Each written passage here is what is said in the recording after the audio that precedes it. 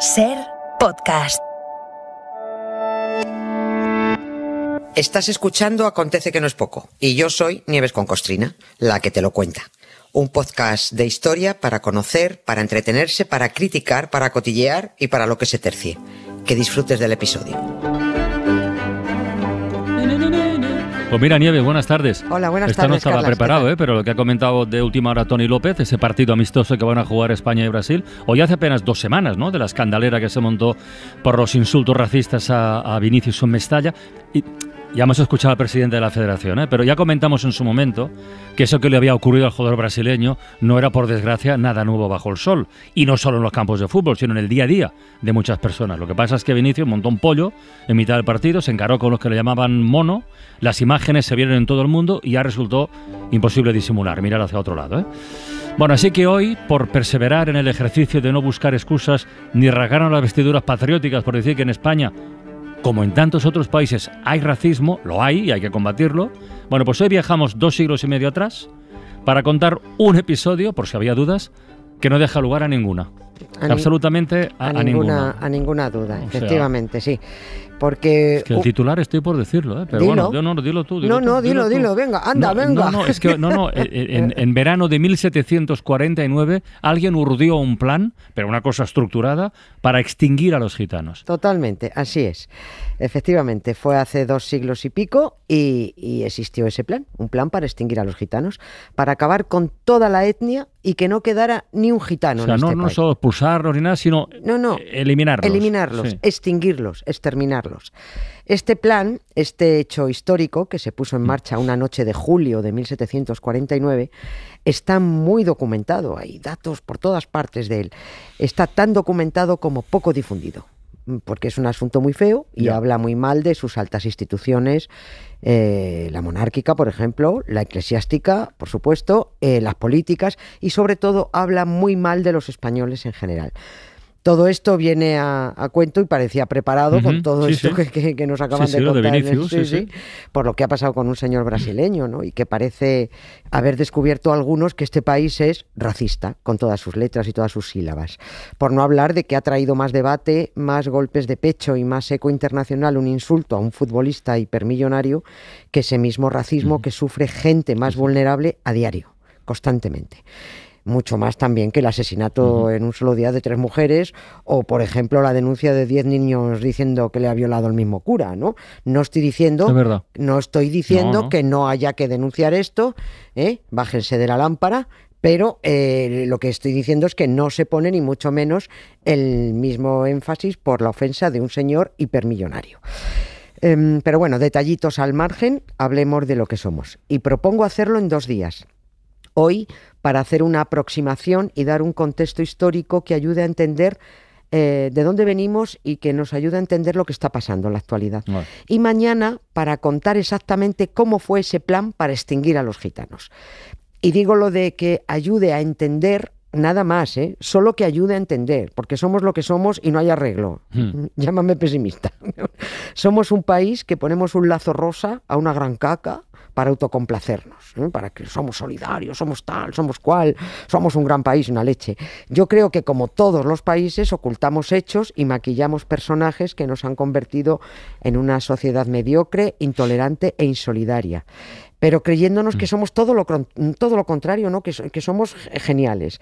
Yo creo que si sabemos de dónde venimos, entenderemos mejor dónde estamos.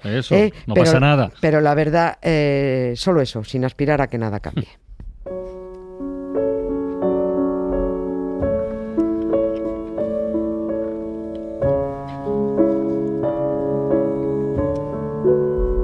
Bueno, entonces, a ver, ¿por dónde empezamos esta historia de nuestro pasado más racista, que lo tenemos, como otros países? Sí, es que lo hemos como todo el mundo. Para dar contexto a nuestro presente. A ver, venga. Creo que debemos conocer primero al personaje que propuso esta extinción y en la época que lo propuso. Se llamaba Zenón de Somodevilla, era riojano, era marqués, era un señor que se estudia un ratito en el bachillerato para ensalzar su gran logro, que fue construir una gran armada para plantar cara a los choris, que eran unos choris, los británicos, que solo estaban detrás de nosotros para quitarnos las colonias americanas, ¿no? Bueno, pues para eso construyó una gran armada. La idea fue buenísima, Otra cosa es cómo la llevó a cabo.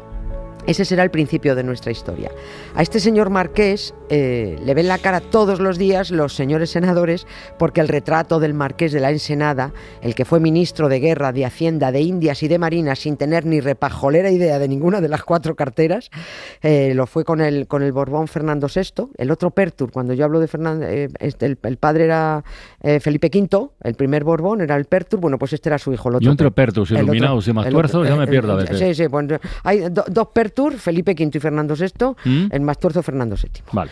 Y el tonto el padre, Carlos IV. Bueno, pues el retrato del marqués de la Ensenada está colgado en el Palacio del Senado y le ven el careto pues todos los senadores, pero supongo que apenas uno de cada 40 o 50 senadores sabrán quién es el marqués de la Ensenada, porque si no lo saben en La Rioja, que es su pueblo, no lo enseñan en el cole y apenas salen los libros de historia, pues menos lo van a saber los señores senadores. Algunos no saben ni situar Badajoz en el mapa, pero bueno, lo importante es que nos da mucha risa este hombre. Oye, Nieves, pero es que esto lo has comentado alguna otra vez. El Marqués de la Ensenada es uno de los 8 personajes que está en el monumento a los riojanos ilustres. Pero a pesar de eso, en su tierra es un gran desconocido todavía. Totalmente, o sea, es tan desconocido que 2 pueblos de La Rioja se pelean por ser su lugar de nacimiento, sin saber que es el tipo que intentó llevar a cabo uno de los planes más racistas de la historia de este país. Claro, como la ignorancia es la madre del atrevimiento, hay 2 pueblos queriendo presumir de tener entre sus vecinos ilustres a un racista exterminador. Está claro que no saben lo que pretendió este tipo. En ese monumento de los riojanos ilustres, la estatua del Marqués de la Ensenada aparece representada con un barco en la mano, precisamente para destacar la creación de la Gran Armada Española. También lo podían haber puesto pisando el cuello a un gitano, y entonces se habrían destacado sus 2 grandes logros, ¿no? Porque además los dos estaban, esas dos cosas destacables estaban relacionadas.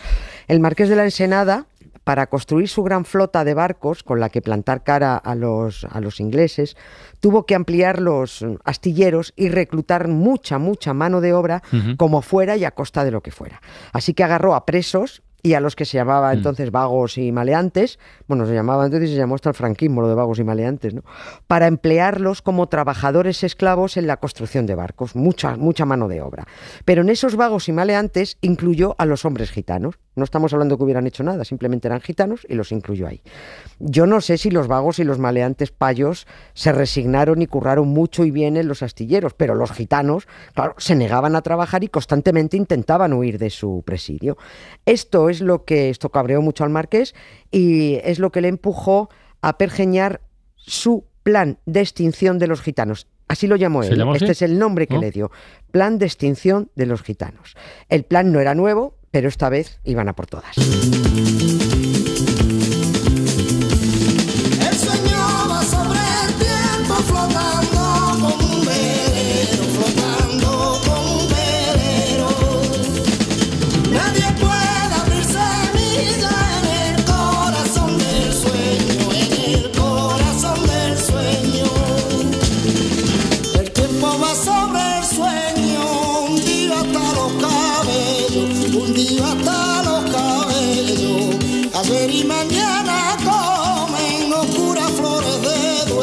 A ver, vamos a seguir tirando del hilo. Estamos en el verano de 1749, pero ¿cuándo llegan los gitanos a España? ¿Y desde dónde llegan? ¿O estaban ya aquí por aquel entonces? No, viene, bueno, a ver, en el 1749 sí, pero viene de lejos y vienen de lejos. Al parecer su origen, según los historiadores, está en la India. Es un pueblo nómada y precisamente por eso, como su propio nombre indica, se mueven mucho. Se extendieron por el norte de Egipto, por la zona de la Europa Oriental, por Turquía, para entendernos, por la zona del Imperio Otomano. Pero cuando se sintieron perseguidos por el Islam, empezaron a moverse hacia acá, hacia la Europa Occidental. Y a principios del siglo XV, 1400 y poco, es cuando empieza a haber referencias por escrito de que hay tantas familias gitanas que llegan a Alemania, hay tantas familias que llegan a París, tantas a Flandes, y en la península ibérica entra una primera inmigración por los Pirineos hacia 1420. O sea, 3 siglos antes. Exactamente. Muy bien. Luego llegó otra atacada de inmigrantes procedentes de Grecia, a los que se les llamó grecianos. De ahí viene, de grecianos derivó a gitanos. No sabía eso. De grecianos a gitanos. Los reyes católicos los llamaban egipcios. egipcianos también, porque venían de esa parte y los llamaban así, grecianos o egipcianos. Eran inmigrantes que se identificaban como peregrinos religiosos porque huían del Islam, perseguidos por ser cristianos. Así que fueron bien recibidos en Castilla. Si son cristianos, pues lo mismo son buenos, dijeron ellos. Eso sí, eran gentes desconcertantes, vestían raro, muchos colorines, las mujeres con turbantes, velos, grandes sombreros, iban descalzas. Hay una referencia de los primeros gitanos que llegan a Jaén en 1462, que fueron muy bien recibidos, muy bien acogidos, fueron alimentados, maravilloso todo. Pero en un par de décadas empezó el mal rollo porque esos inmigrantes no se dejaban asimilar. Se intentaba que se asentaran en determinado sitio y ellos decían que no, que ellos iban a su bola. Se intentaba que adoptaran un oficio y decían que tampoco, que ellos trabajaban en lo que les salía del bolo. Oye, ¿y entonces cuándo empieza a liarse todo? A ver. ¿En qué momento? Quiero decir, si es que hay un momento concreto, que esto igual es complicado de fijar, pero bueno. Puede ser complicado, pero sí, los historiadores lo tienen fijado. Y esto empieza con los reyes católicos, que amaban mucho al prójimo. Ya habían completado la conquista de la península, habían expulsado a los musulmanes, habían expulsado a los judíos, y como cogieron carrerilla, pues luego ya también se fueron a por los moriscos y ya se fueron a por los gitanos. Sacaron una norma en 1499 que decía que o se instalaban en domicilio fijo y se dedicaban a un oficio reconocido y reconocible, o todo gitano sería expulsado o convertido en esclavo. A partir de ahí, y ya con los siguientes monarcas, porque esto es solo una pincelada, se conocen hasta 250 disposiciones contra los gitanos, de muchos reyes. Creo que ya no hubo un solo rey desde entonces que no promulgara alguna ley contra ellos. Pero el que dijo, dejadme solo, que esto lo arreglo yo, aquí de un golpe, fue el ministro de Fernando VI, el marqués de la Ensenada, que dijo a los gitanos, a estos hay que extinguirlos ya. Todo lo que conozco de esta historia es por los escritos del historiador José Luis Gómez Urdáñez, tengo que decirlo, que ha estudiado mucho a este personaje del marqués y también ha trabajado mucho el asunto gitano en aquella época. Y es el marqués de la Ensenada el que diseña lo que él llamó plan de extinción de los gitanos. Se trataba de extinguirlos, no de matarlos, pero también mató a muchísimos, ¿eh? Se trataba de encerrarlos, separarlos por sexos, mantenerlos siempre separados para evitar que procrearan. Anda. Y así, hasta, tú fíjate, así hasta que muriera el último gitano y la última gitana y la etnia se extinguiera en España. O sea, este tío un genio, un genio. Una lumbrera que tuvo que convencer al rey, ojo, de que la medida era cristiana y que a Dios le iba a gustar. Me ha parecido entender antes que los gitanos fueron inicialmente bien recibidos porque eran cristianos precisamente y venían huyendo del Islam. ¿Cómo casa una cosa con otra? Entonces? Que no casa. Pero es que Dios lleva diciendo la misma cosa y la contraria desde que lo inventaron. Dios es un contradios en sí mismo, es un sin Dios también. El rey Fernando VI fue el que tenía dudas de que a Dios, porque este estaba un poquito para allá, pero era muy católico, ¿no? Y tenía dudas de que a Dios le pareciera bien encerrar a 12.000 gitanos, separando hombres y mujeres para que no procrearan y extinguir la etnia. Recuerda eso, de que creced y multiplicaos. Pero el marqués de la Ensenada contó con 3 aliados para convencerlo, 3 aliados fundamentales. Uno, el confesor del rey, un jesuita que le dijo a Fernando VI que Dios se alegraría, y abro comillas, si el rey lograse extinguir a esta gente.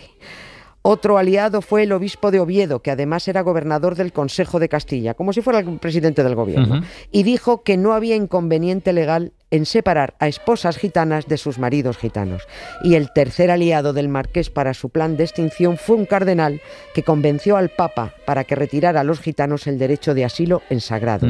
Es decir, que los gitanos no pudieran refugiarse en una iglesia si se sentían perseguidos. O sea, por tierra, mar y aire. Exactamente. Sí. Y así fue como el ilustre riojano marqués de la Ensenada, con el permiso del rey, del Papa, del Consejo de Castilla y sobre todo de Dios, puso en marcha su plan para extinguir a los gitanos. Detuvieron a 9.000 en una sola noche y las noches siguientes. Y la que se lió, esa ya la contamos mañana.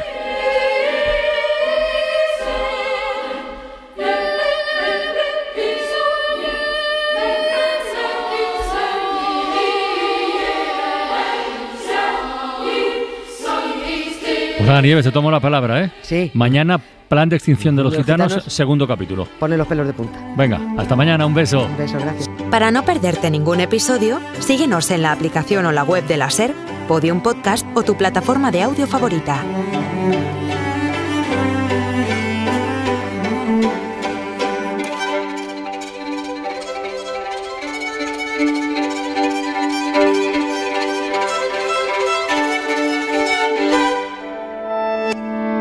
Cadena SER.